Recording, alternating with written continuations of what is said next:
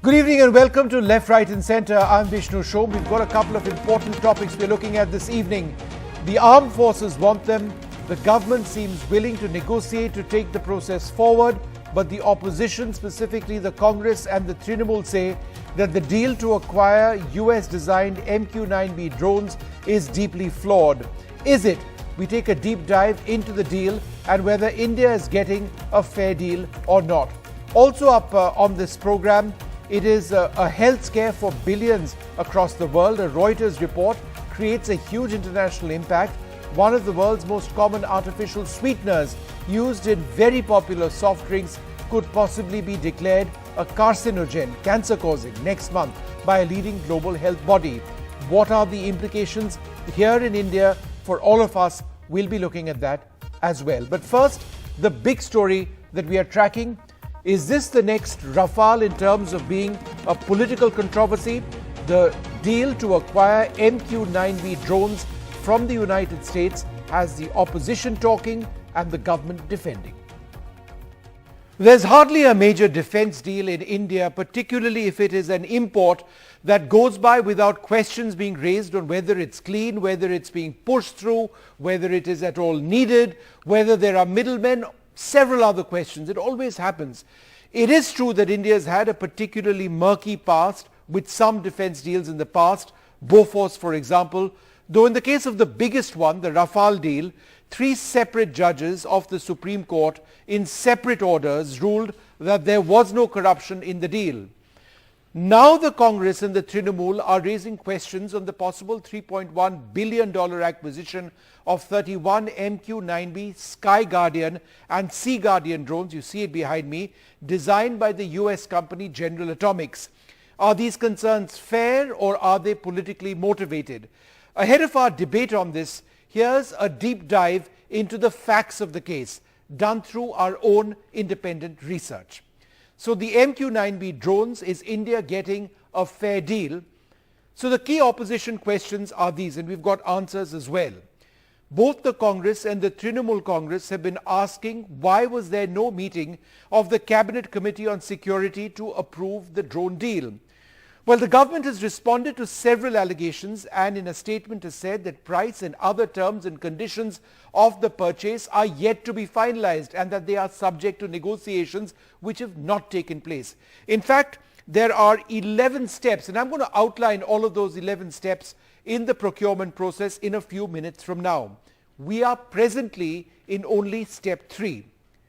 But the key question that the opposition wants to know is this: is India paying more for these drones than other countries? So we did some research by pulling out published statements from the US government's Defense Security Organization. And we'll show that to you here so that we can compare the numbers.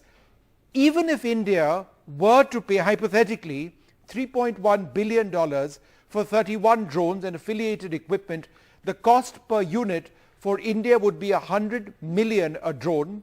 For Belgium, it would be 150 million per drone. And I've got this document. It's a US government document. It showcases the price for Belgium, 150 million per drone. Taipei, 150 million per drone. Australia, 138.5 million per drone. And the United Arab Emirates, not a news release like the others, but this is from the same page of the Defense Security Cooperation Agency of the United States, $165 million per drone, and we've highlighted that on the screen that you can see. Now the Congress has alleged that the Air Force had objections to the cost of the deal. In fact, the Indian Air Force is fully invested in the acquisition process since the Defense Acquisition Council has granted an acceptance of necessity. What does this mean in simple terms? This means that the Indian Air Force wants the acquisition to happen. There is no proof so far provided by the opposition that the Indian Air Force or any serving officer has objected to any aspect of the deal. What then happened to Make in India or Atmanirbharta in defense is what the opposition wants to know. If you look at India's defense acquisition process, buy global is in fact a valid category. It has nothing to do with Make in India necessarily, which remains a national priority. But in this particular deal, there will be assembly in India with perhaps deep technology sharing. Let me explain. NDTV has learned that of the 31 that we are looking to acquire, 21 drones will be assembled in India. 10 will be off-the-shelf purchases. India is pushing for maximum transfer of technology, and there are a host of technologies in this deal. Several major components, it is expected, will be manufactured in India. So this is unlikely to be just assembly of these drones in India. It will involve an aspect of manufacture as well. So now, another important aspect, is this a clean deal? Well, here's what does in fact make it a clean deal. The US government is directly involved in the deal process through a process called foreign military sales, or FMS. This is not just India and the company negotiating, or that there is space for a middleman. No, in fact, it's the US government which is negotiating through a system of theirs which works really well because it keeps out the middlemen. The estimated cost for the drone deal has been provided not by the company but in fact by the US government itself. The price can be negotiated once there is a policy approval which comes from the US. In fact, even the US Congress has to go ahead and say that this deal can happen. The government of India will have an opportunity of comparing costs to what other nations have been offered. India will send a letter of request to the US government with specific requirements.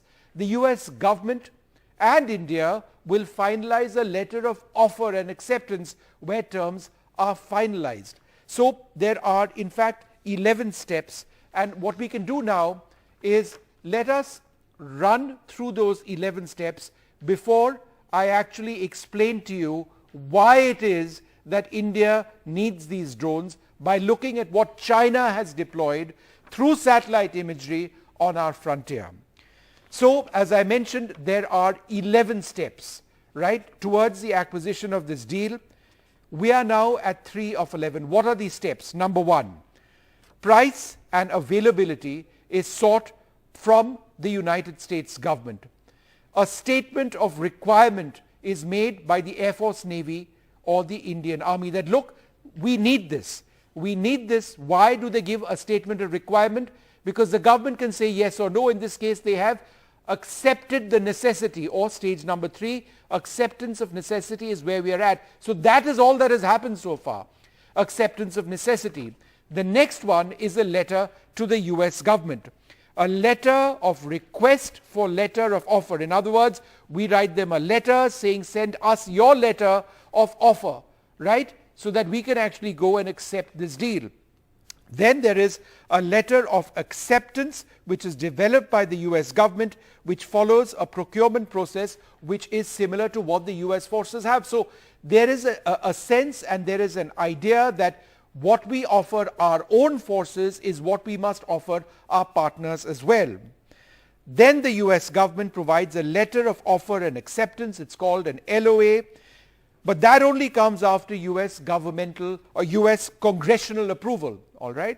Bear with me because this is important and I'm trying to make a point over here. Step number 7, there is a technical compliance evaluation committee which verifies whether what we have sought and what America is providing is the same, that there shouldn't be any difficulty in making sure that in fact America is providing us what we seek, because we are certainly paying top dollar for that. It is only then that you move to a contract negotiation committee. Perhaps you would have discovered a price for this deal by then. There is already that approximate price which has been indicated by the US. It then moves to the Cabinet Committee on Security for approval. That's not happened. So if the opposition asks, and they are, that how is the Cabinet Committee on Security not cleared the deal? Hold on. That is at step number 9. You're now at step number 3.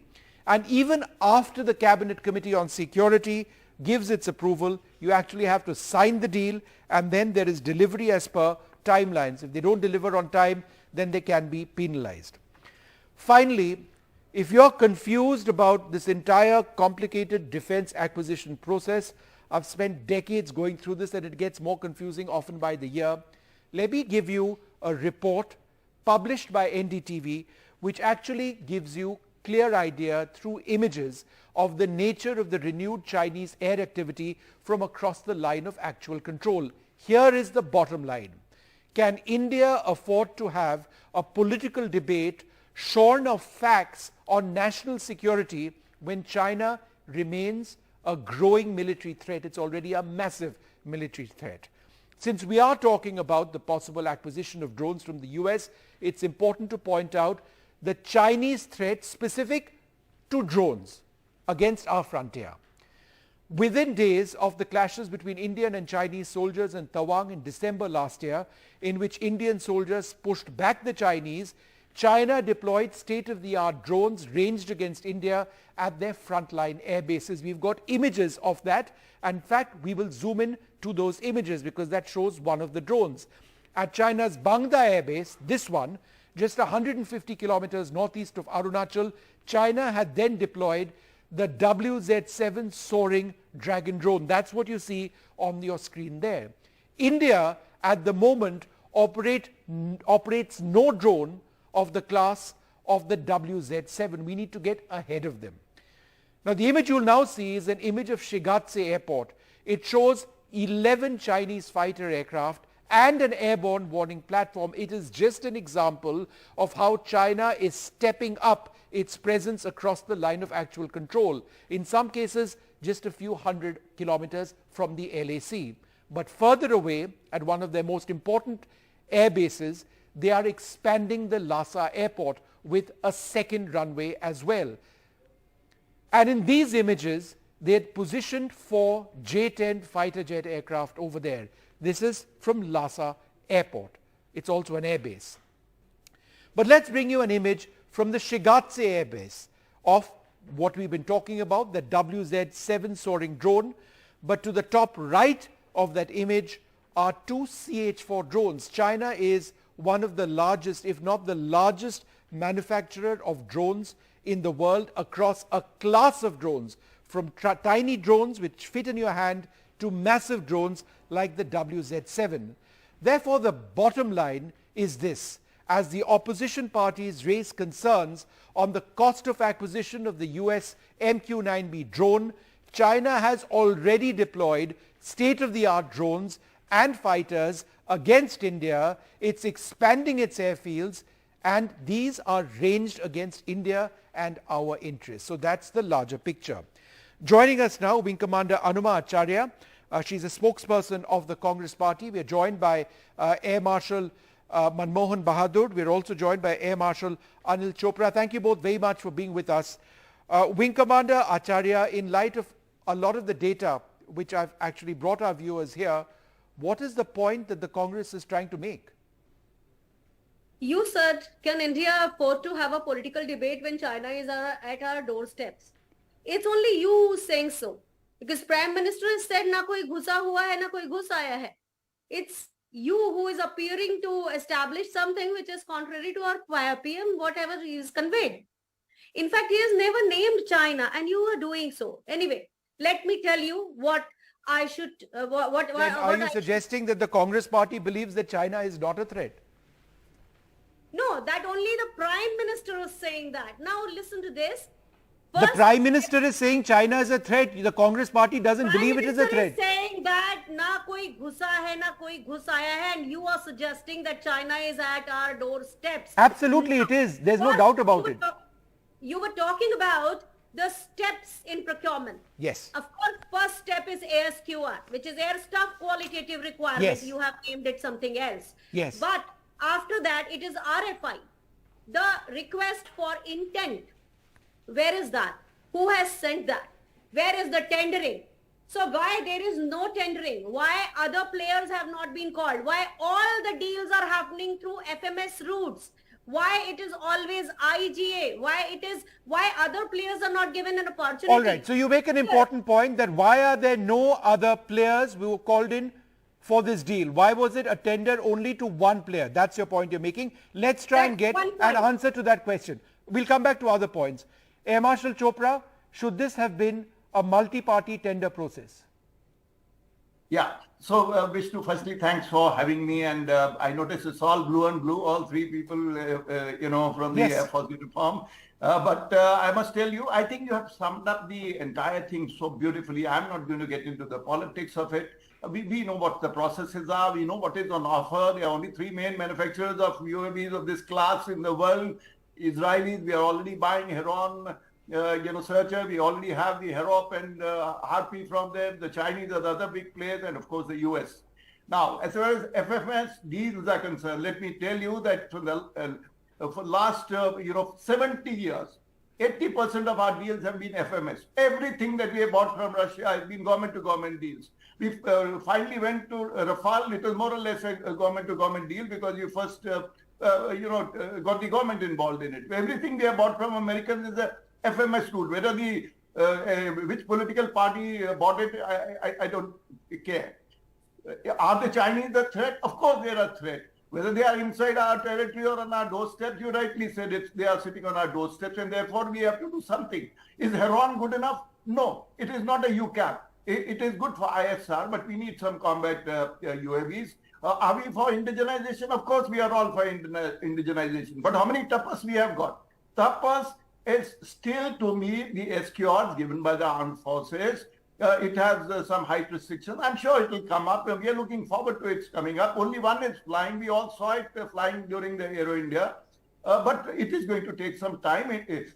Armed forces have given the requirement of this class of a drone, not now. For the last 5-6 years, we have been talking with the government. All the three services want it. We have had two which are flying with the Navy. They've done 12,000 hours of flying. We've been tested. We are very happy with the system. The reports are available with the government.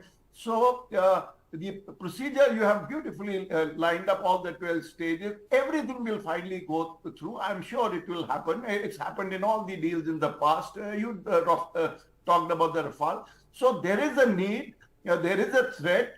We do not have it. We are continuing to, develop the DRDO drones, but we need a combat UAV of this class, surely. Okay. Yes. Wing Commander, does that answer your question? There is nothing in this class easily available from other manufacturers. Could you give me the name of any other drone in the world in this class with a loiter capability of more than 30 hours, ma'am? So it doesn't answer my question. It doesn't answer that why we couldn't go for a tendering, why CCS meeting did not take place. That's a subsequent. Ma'am, the CCS will happen. And then why the deal is again exactly like Rafale. It is another non-transparent thing which is happening. But how is it non-transparent, ma'am? Which part is non-transparent? The first part itself, after ASQR, no RFIs to some other players. That is because there is no drone on this class, ma'am. If you say that, I'm asking you that, ma'am. Ma'am, you've been in the Air Force. You've been in blue. I have been in the Air Force and I have been a Could you name any drone, ma'am, any drone in the world of this class and capability? I know the purchase procedure and that has not been followed exactly. How has it not been followed, ma'am? I read out 11 steps. But ma'am, you've raised, let's answer point one. See, the thing is, the first step is ASQRs which are to be formulated, as I said. Yes. After that, the RFI is to be sent because we need to opt for global tendering, which has not happened. No, but ma'am, a global tender can happen if there is an item of this class. Let RFI be floated and let the replies to come back to us from whether it is Israel, wherein we are opting for Heron. At least a no should have come. But here the government has gone and you have narrated whichever countries have bought in a higher price, whereas UK has bought the same drone in 1.25 million, 12.5 million US dollars. USA by itself for 56.5, okay, I give them because it's the manufacturer is in their country. Australia was to buy at 137.5. No, ma'am, that's not correct. That data is not, this is the US press release of Australia. It's at 138.5 million per drone. But they have cancelled that deal. So what? This was the offer price. But ma'am, this was the offer price. They've not gone ahead. That's Similarly, fine. But this was the offer price. It's not whether they bought it or not. It is what the price that they were offered. that was cancelled. And then But ma'am, DRDO this is has what they been were allotted. offered. Listen in, please.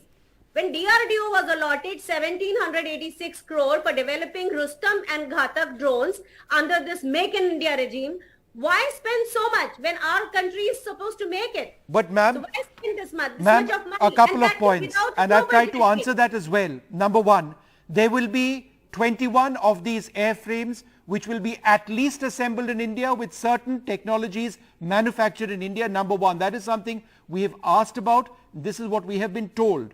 Number two, the platforms that you are talking about, Make in India is a huge priority, but they aren't up to the stage that we want them to be. So will we spend the next 10 years developing these platforms, or will we buy something which we need to deploy yesterday? And you said one more thing which I wanted to tell you about, ma'am. that you said that the Supreme Court, the three judges have said there was no kickbacks in Rafale deal. There is a book and this talks about, and I can relate with the happenings. Ma'am, I've read that book entirely. I would suggest you read the last chapter of that book, ma'am, and the interview with Air Marshal Raghunath Nambiar, who was part of the cost negotiating panel, and he spells out A to Z of that on how there was nothing. And ma'am, there's three Supreme Court judges, ma'am, in Rafale, not one, three orders. But here, transfer of technology is also 8 to 9%. It is not a total transfer of technology in this particular deal, if you see. Okay, that's a point which we'll look at. Air Marshal. All the points together, it makes a point. Okay, Air Marshal Manmohan Bahadur, transfer of technology. What I have come to learn is that there will be a profound transfer of technologies, but it's not been spelt out so far. Would you like to see what technology we acquire to be spelt out? Thank you, Vishnu. The point is that a niche technology like the UAV and of the class of the Sky Guardian, the Sky, the MQ-9B, type of technology, nobody will give to you. I mean, but the fact that they are being made in India or assembled in India, we really have to be clear in the contract that is signed. What is it that we want and what is it that the seller is giving to us? To my understanding, some technology would come, but remember those 21 which will be assembled in India would be under a manufacturing TOT. Yes. So I personally feel that nobody will give another country technology which is on sensors, which is on flight controls of these type of machines. So we have to be a little careful on this TOT transfer or the technology transfer. Having said that, would for just 31 drones, 31 machines, will the type of investment required, is it worth the technology transfer, that payment that we will have to make for that? Yes, there is the aspect of MRO, which is supposed to come in, I understand. Now we'll have to see further. If it is set up at the full stage, it's fine. Otherwise, normally what happens is that for niche equipment, that equipment gets sent back to the main manufacturer. So while the MRO happens in the country, but certain critical elements for which technology is not transferred has to be sent back. So there is many slip between the cup and the lip right now. And let's wait for the contract to happen. And then it will be clear what exactly is the technology that would come to us. I understand that, but what about the entire issue of capability? Wing Commander, isn't that what we actually want? You want persistent surveillance over the line of actual control or the LOC for up to 30 hours. If this is the platform that gives you that, if this is what the Air Force says meets their requirement, then why not just give it to them? That's... You have... Wing Commander, yeah. Wing Commander. You have talked about acceptance of necessity. Yes. You have talked about, but none of the things are transparent. Like Rafale, sealed envelopes. So why this purchase procurement procedure should not be transparent? Why it should not follow the defense procurement procedures? Why it should not follow whatever is the guideline? Why it is not happening? No, but ma'am, I fail to understand why you say that process is not followed. There are 11 not steps a which big deal. mandatorily have to happen because it's not even our rules. It's an American rule. See, I'll tell you, in 2020, August 2020, there was a huge announcements of buying Harons, buying Predator drone at that time. And Mike Pompeo and the other person was quite hell-bent on giving this deal to us. Yes. So we generally, with ASQRs, we don't trim down to the seller who is going to give it to us. The source is not. Our ASQR has to be acknowledged, and then RFI is to be sent. These two procedures, if did not happen, then So you are saying that there was no air staff qualitative requirement which preceded this process. Air Marshal Chopra, could that? No, I did not say that. I said after ASQR, there is no RFI. It should have gone and it should have come back saying there is nobody else who is not able to follow it. So therefore, I'm saying the RFI procedure has not happened. Okay. Yeah, let me explain, Vishnu. I don't want to get to the political side of things because, C-17, the PA-TIE, many of the deals got signed earlier, the C-130, they were all government-to-government deals. There was no RFI. There was no RFP. They said, we have this equipment, you have seen it, you want it, we are ready to offer because the Americans don't offer. We have a STA. We have a special trade authorization given to us. Only the NATO, the Japanese, and few countries in the world are in that. And what about the S-400 from Russia? Did we do a global tender for a system of that class? No. No. So we didn't, because you pick a technology which is niche and you import it. Yes. Another thing I agree with Air Vice Marshal Bahadur when he says, as far as technology transfer is concerned, we will have to see. There are only small numbers we are buying. Only part of them will be built here. It's okay. Maybe it will help our ecosystem to all build. right. All right, Air Marshal, I'm just having to interrupt you and Air Marshal Bahadur as well, and Wing Commander Anuma. I'm out of time on this, but we will be looking at this very, very closely indeed. Thank you all very much for raising the points that you have. We need to take a short break. There's more coming up.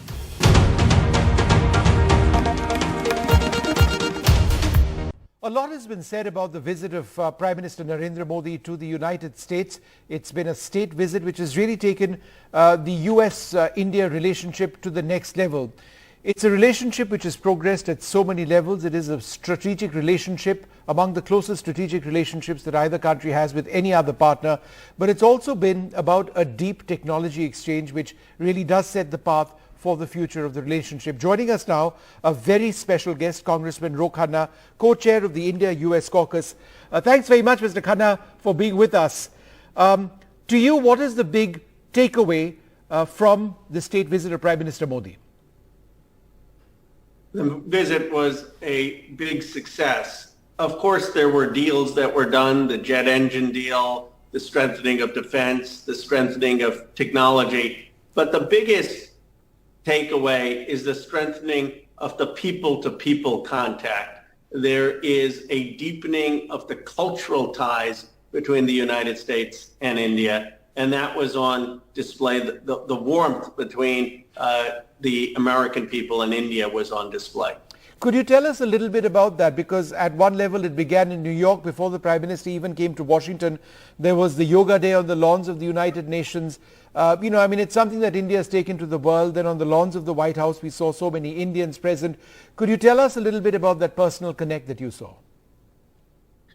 Well, you saw thousands of Indian Americans come to Washington, and the American people got to see so much of Indian culture, from Pen Masala performing at the state dinner with Indian tunes to conversations about cricket in the United States, to conversations about Indian cuisine and Indian music. There is a ambition also in both countries to lead on climate, to lead on the next generation of technology, to have a sense of entrepreneurship. And I do think the Indian American community is a bridge. And there are 5 of us now in Congress, Indian Americans. The Prime Minister referred to us as the Samosa Caucus, which we often call ourselves. And that also, I think, added to this growing tie between our two nations.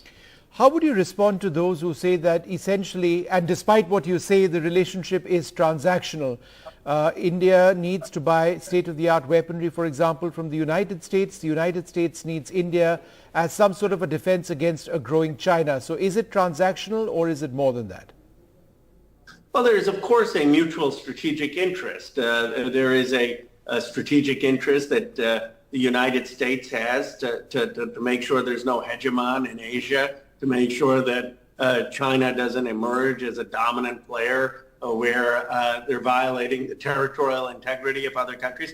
And India shares that interest, and that allows for concrete advancements on defense, on technology. But the relationship is deeper than that. There is a cooperation on climate. There's a cooperation on technology. There is mutual exchange of visits between the two countries. There is a huge Indian-American diaspora that still has ties to India. There's a celebration of cultural aspects. I think what the United States recognizes is that India is not going to march lockstep with the United States. And there has to be an allowance for India to pursue its foreign policy, but recognizing that in many places that will converge. There were differences as well, or there have been differences, for example, on the entire issue of human rights. It's a very touchy theme over here, but there were questions which were raised by the media in the United States. There were answers, fairly direct ones, from Prime Minister Modi. How does the U.S. intend to actually address these concerns going forward? Do you expect that to be a touchy issue?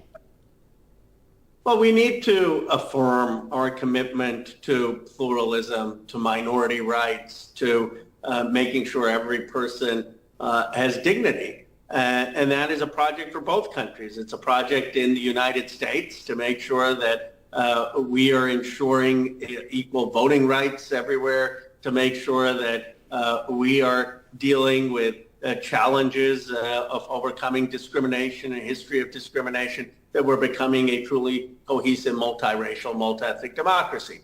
And India has challenges to make sure that it is becoming a democracy that respects every person's rights. No democracy is perfect. And so I think as friends, we need to talk about the challenges in both countries and make sure that we're affirming the values of pluralism and minority rights. What about, high tech, which you spoke about? One of the most impressive deals which have taken place is for semiconductor technology in India, in the state of Gujarat, from the United States, Micron. Is that really one of the areas which is the future of the relationship, high tech? And you mentioned climate and high tech. There's semiconductors as well. There's defense as well. There's the healthcare sector as well. So the United States investing in India as a partner in science and technology very much for the future.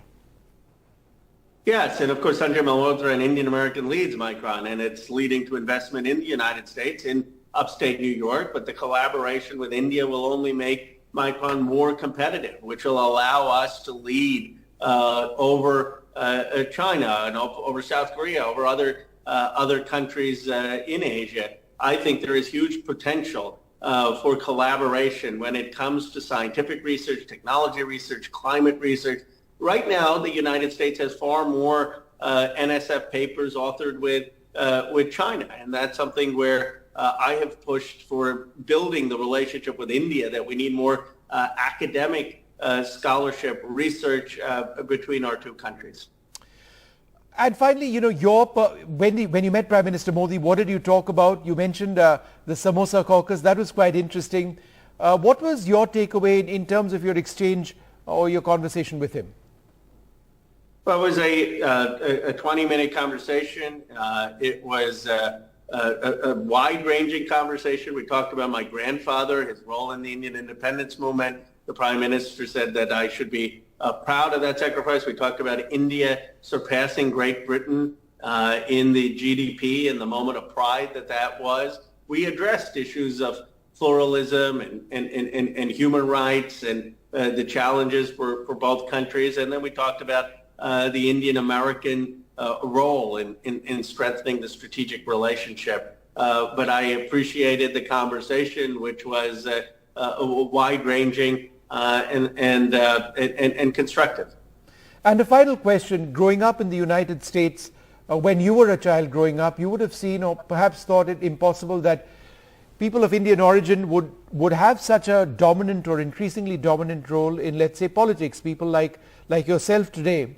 Could you tell us about what you thought then about where Americans with an Indian origin would be and where you are now? When I was growing up in Bucks County, Pennsylvania, I was born in Philadelphia. You know, they used to call, my cousins in India used to have this pejorative term, ABCD, American Born Confused Daisy, and I was never confused. I was very, very proud of my being American, but also my heritage. But my parents couldn't meet a staffer to a member of Congress back then, and the perception of India when I was in high school was it was a land where cows walked the streets and of magic charmers, and it was one that was not positive, and I had to often correct that perception. I could never have dreamed that one day I'd be representing the most economically influential district in the world, Silicon Valley, and being part of welcoming the Indian Prime Minister, who's being hailed by Washington because of India's success as a rising global power. We have come a long, long way in America, and India has come a long way. And that is something I wish my grandfather could have seen. Absolutely. Well, wonderful speaking to you, Mr. Khanna. Thanks very much for sharing your thoughts on that visit and where the relationship actually is between the two countries. Thanks very much indeed. Thank you. Appreciate it. We're going to move on now to something completely different. Massive cancer concerns around the world over the use of artificial sweeteners. Aspartame sweeteners are under scrutiny for cancer risks, is what Reuters has come out with in a major report. There is an expectation that global bodies will be coming out with an important declaration, perhaps the World Health Organization in the middle of July on this. This sugar substitute might just be declared carcinogenic by an arm of the World Health Organization, according to that Reuters report. Aspartame is used in Diet Coke and other sugar-free drinks, chewing gum as well. Now, we did reach out to the World Health Organization, who say that they've assessed the potential carcinogenic effect of aspartame, and they will be providing those results. The results of their evaluations will be out by the 14th of July. In May, the World Health Organization had warned against the use of non-sugar sweeteners. The implications of all of this absolutely huge. Dr. Sunila Garg and Dr. Sunita Narayan with us. Dr. Sunila Garg, people around the world depend on artificial sweeteners. If this particular type of artificial sweetener using this chemical is ruled out, what are the larger global implications? I think it's a very, very important issue what you have raised, and thank you for being there on the show with you from United States actually, and where this is already banned, let me tell you that. And also in European Union, basically all the products need to mention that this product contains aspartame. That is important. But we also have to remember that since we are having different studies which have already talked about that aspartame is responsible for behavioral changes, headache, seizures, migraine, depression, and all that. And cancer is one of the things which was already on the pipeline in our thinking.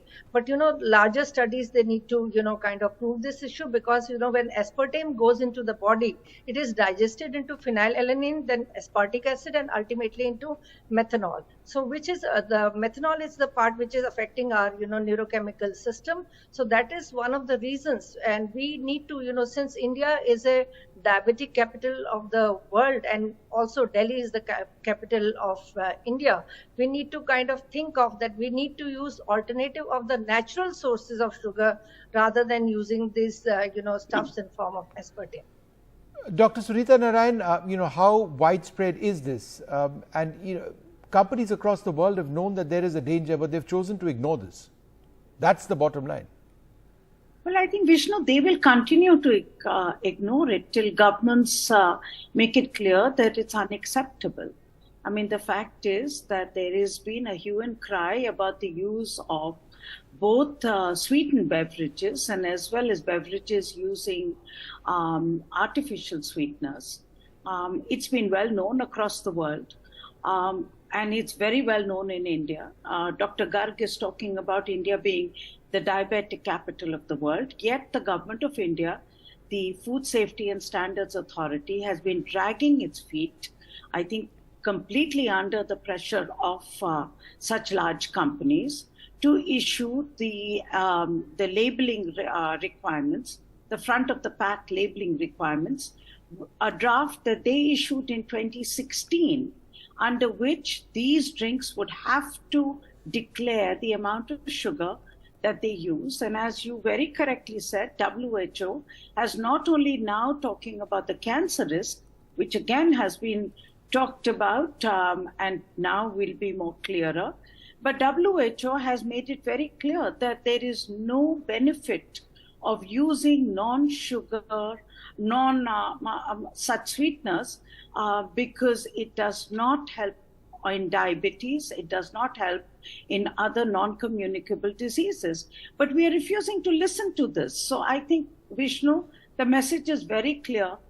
We need to be very certain that the pressure is from companies. Who are we going to listen to? Our health, our doctors, or the companies?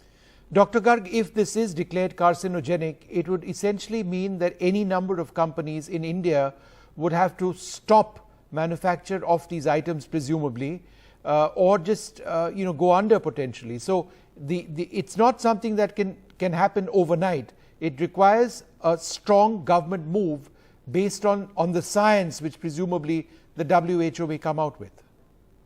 Definitely. I think this is one of the most important things, because you see, now cancer also, we do have a non-communicable disease control program where, cancer is one of the important issues on the government's agenda. But definitely whenever we have dealt with the, different industries, like when we dealt with the cement industry and asbestos and, different industries, when we are dealing with this issue always comes in.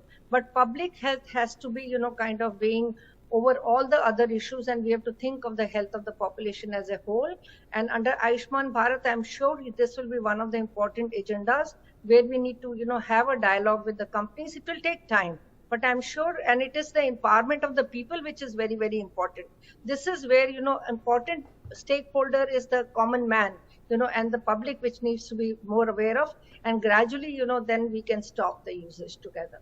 Dr. Narayan, isn't it incumbent on the government to instantly ban these sweeteners if there is a WHO report which is adverse? Well, I think the government must absolutely take very strong steps. I know that the WHO report will be contested by companies. I also know that WHO report will have a lot of issues of how serious is it, how much can you use, how much can't you use. The daily intake issues will come up. The question of, is it possibly carcinogenic? Is it potentially carcinogenic? I mean, there are a lot of issues in science. The fact is, and, this is the problem with a lot of cancer and what we actually consume. It's very hard often to make that direct correlation. It's always been the issue with pesticide use. It's always been the issue with diesel. Diesel as a carcinogenic fuel.